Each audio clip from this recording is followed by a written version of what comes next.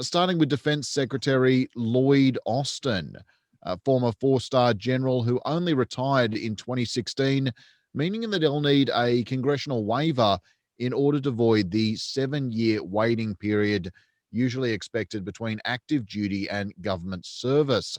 What do we know about Austin, Ed? Well, I don't really know much about Austin, but apparently he fits the main criteria, and that's being a friend, a close friend, a knowledgeable friend of Joe Biden. And everything I've heard about him from military people and others is very good. Steady hand, smart man, people respect him. And I think that's the reason Joe selected him. The military would respect him, and there wouldn't be any undercutting of him. So I think this is a good pick. Getting the waiver won't take too much difficulty. It'll be very difficult, probably silly, after the Republicans gave a waiver for Trump selecting Mattis, for them not to give a waiver now. So I think this is a shoo-in, but it's also, again, the whole issue of race and space. Joe Biden is trying to fill his cabinet with people who have different faces, different colors, and different genders. Well, Marsha Fudge, I've got to highlight her because she's been lobbying. She was lobbying to become the US's first Black Secretary of Agriculture. And she was complaining recently that Black folks are often relegated to only certain positions, including where she finds herself now, housing and urban development. Yeah, but she's also a person who's been challenging Pelosi for the speakership. And I think this might be a sop to get her out of the way, and that challenge of Pelosi out of the way as well. How well she knows Joe, I'm uncertain, but you can be certain she does know him well enough to be appointed. I didn't think he would select anyone who's a sitting member of Congress, particularly the paper-thin lead in the House that the demos have, but she's from a safe district, and it looks like she'll take it. She certainly knows her stuff. She's not just challenged Pelosi, she's challenged everybody, HUD secretary that's been in the job, Democrats and Republicans alike. We do have a Secretary of Agriculture now, Tom Vilsack. He's returning to the job, in fact. We've got a new White House press secretary leading the first all-female presidential comms team, new Surgeon General, new Health and Human Services Secretary, Xavier Becerra. That's going to be a big job right there, of course. A Californian, Hispanic again. So these are what you call safe hands people. They're not going to be revolutionaries. They're going to push the agenda as far as they can, but they are not known to be radicals. And that's what Trump said they would be. They're not that at all. Dr. Anthony Fauci will be staying on for the COVID response as well. I mean, hopefully you'd imagine actually finding someone willing to listen to him. Well, this is unfinished business for him. He doesn't want to go out with his tail between his legs. He's a good man, and he's looking for this transition to turn it over to somebody else and to serve it over to a team that he's given the message to. I think he'll stay just a year. Anyone else you'd like to highlight for the cabinet positions at the moment? Well, I'm worried about Buttigieg. We've gone through this entire discussion of cabinet. I thought he had a chance for HUD. I thought he had a chance for UN secretary. There are very few jobs he could get now. The rest of the jobs require people who have a good past in them, like interior. You don't take on a job of running all the nation's parks and wildlife and stuff like that, coming from a small town in Indiana. On the climate change front, again, it looks like some technocrat's going to take that over with appointing Kerry as the national person. An ambassadorship for him, they floated China. That's not the place to send him. You don't send a gay man to China to be the ambassador. Looking at the Justice Department, Doug Jones, the Alabama senator, he's the leading contender for the position of Attorney General under Biden, but we don't have that confirmed at this time. So, of course, we might be discussing that a little bit later on. But Well, right, I think um, he's been very hard on the civil rights issues, but we've got a lot of criminal issues in the White House uh, and around the country that have to be tackled. The FBI has to be corralled. That it's a little bit out of hand. So I'm not certain if he's the hard touch you need. I like Sally Yates. She is a tough cookie and a female. I certainly hope she's in there someplace. Uh, Jones is good, but I think not good enough. the situation right now in the Justice Department, though, good old Billy Barr, he's a mob lawyer extraordinaire, reports he could be thinking of getting out while the getting's good. Why would he resign now, so close to the end of the Trump presidency? So he has a good mark on his side. He said something good about the elections, that they uh, were not fraudulent. And if he gets out before it's over, he doesn't have to have on his resume, I stayed to the bitter end of a fight that you couldn't win. Notice every one of these battles that Trump has sent him into, he's found a way to lose them.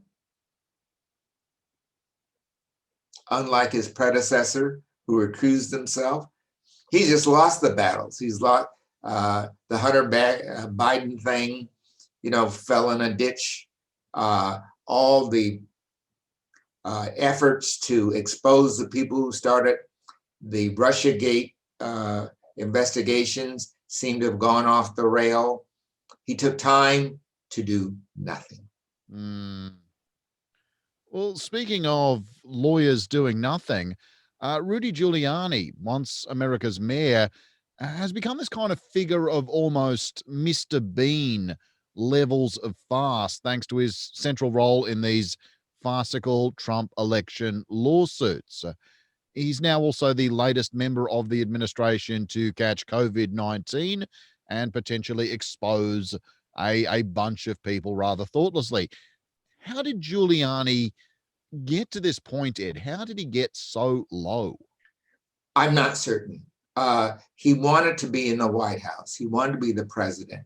I think he actually wanted to be the counselor to the president or a significant role, and it didn't happen. And so he stooped to doing anything he could to ingratiate himself.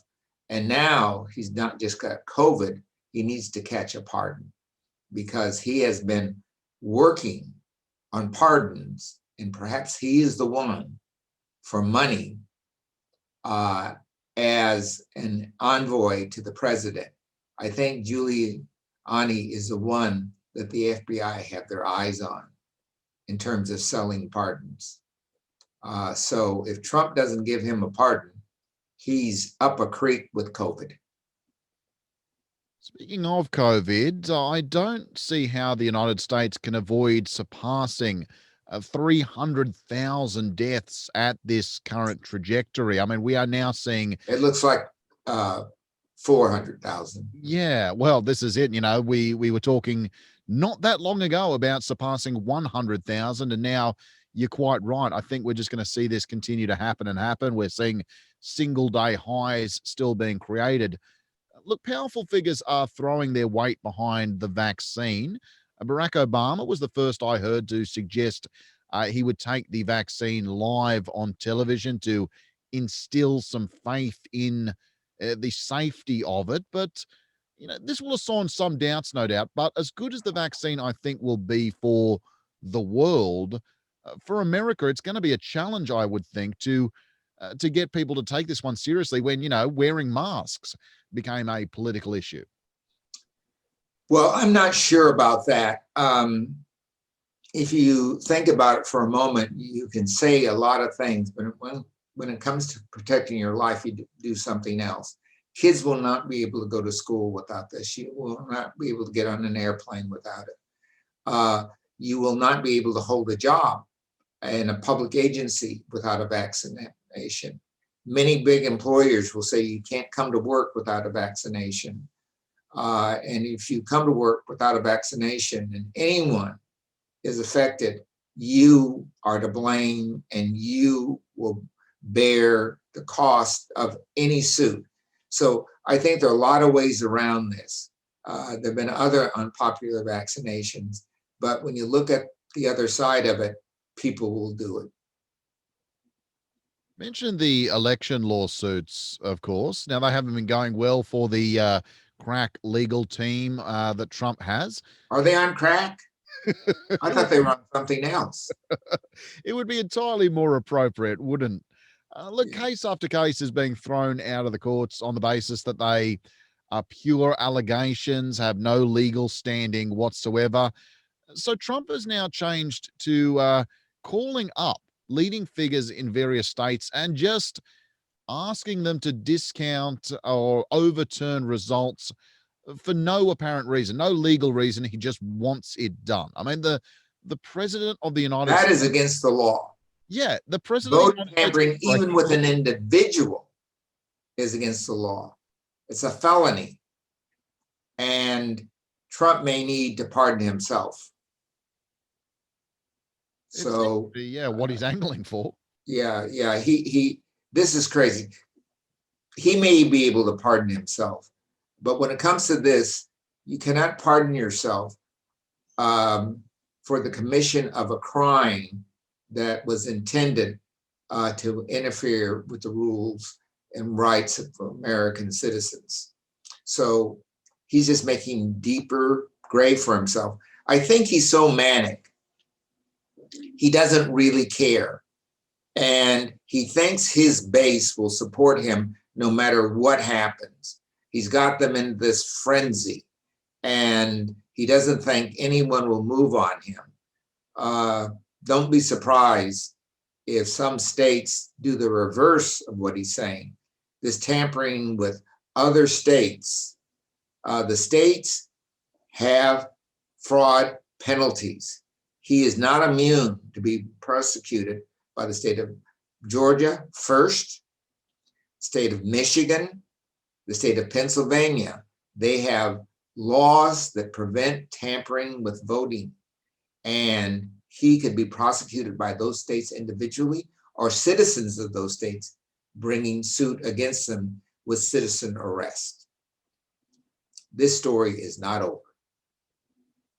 I must admit, the checks and balances of the system are working out better than I would have hoped.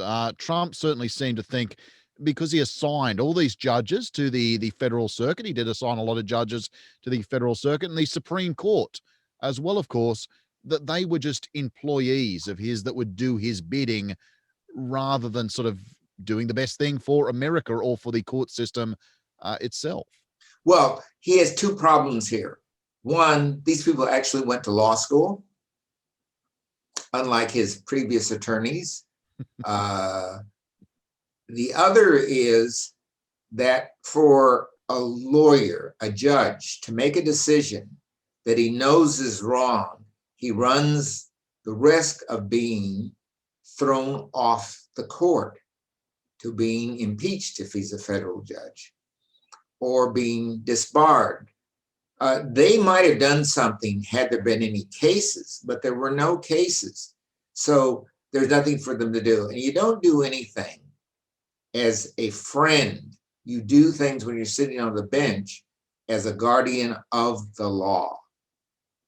You might interpret it slightly different, but you can't go outside.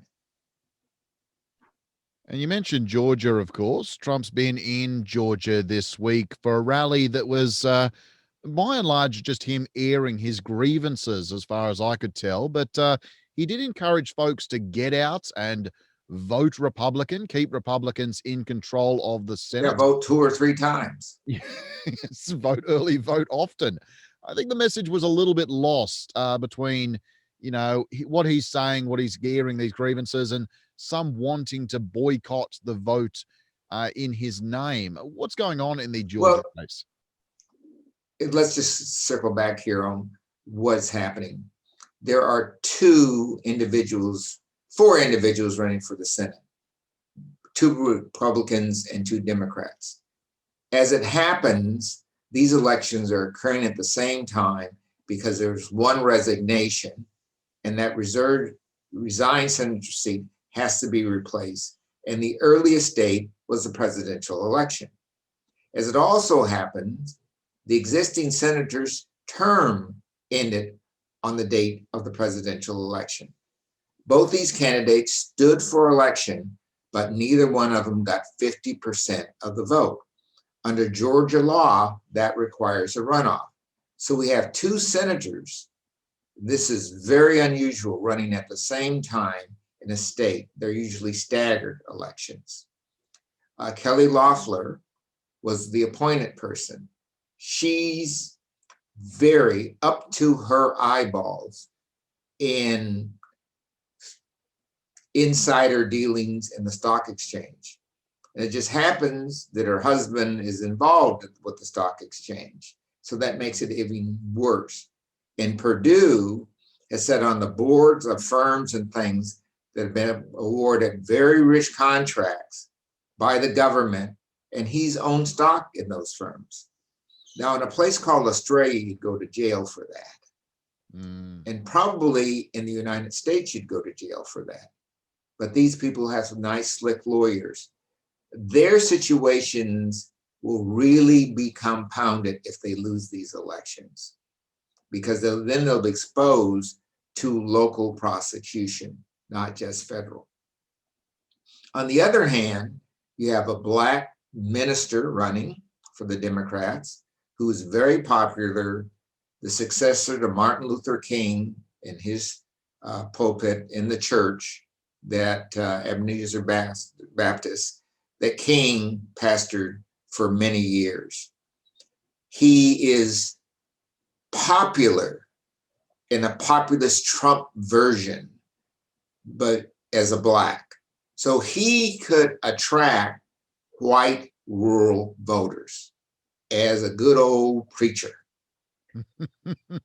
against a woman who's never been in a field in her life, doesn't know anything about farming, only knows about money, is an outsider in Georgia. She's a New Yorker. He could win that race. Ossoff is facing an incumbent, and that incumbent may be slick and so on, but he has the virtue of being an incumbent. So he'll have some African Americans voting for him because he's done something for them and their constituents. But Ossoff has this on his side. He's a great debater. And Purdue showed up for the first debates, was wiped off the map, and would not show up for any. So there are people who say if he's that afraid, if there's smoke, there must be fire. So why vote for this man? And to top it off, he's had no campaign. He's not said why you should vote for him, because every time he says something, Ossoff comes in and knocks it down. And why should it vote against Ossoff? Ossoff doesn't have a record of being against crime or the Black Lives Matters, but he has a record of being a progressive and doing things for people. So that could bring him the African-American vote. Whoever gets the African-American vote and gets a few rural people to sit on their hands wins. My gut tells me Warnock will win, the preacher, and Ossoff will run a very tight race that'll have to be recounted. But Purdue will be chased, but he'll probably win. Too bad. It'd be great if they both won. Well, praise be, Ed. Look, next week we are wrapping up for the year. We're going to have some highlights and lowlights of 2020. I mean, it's a highlights are pretty short. A few more lowlights, but we've got some good shining highlights in there. So, look, I look forward to it. We'll do that next week and a little bit of a break over Christmas and New Year's. Yeah, stay out of the courts. Take care.